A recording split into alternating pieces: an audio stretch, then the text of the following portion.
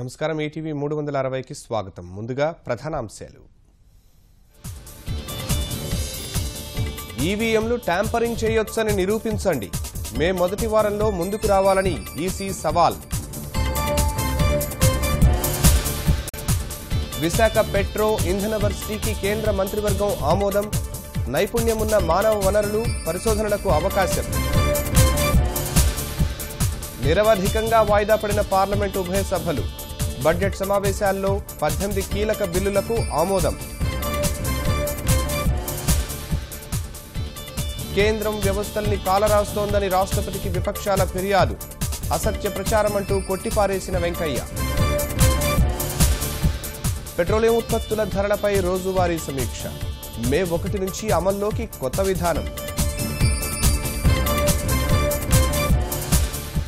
నగదు రహిత లావాదేవీలకు మరింత ప్రాధాన్యం. గ్రామ స్థాయిలో ఐటీ విస్తరణకు లోకేష్ అడుగులు.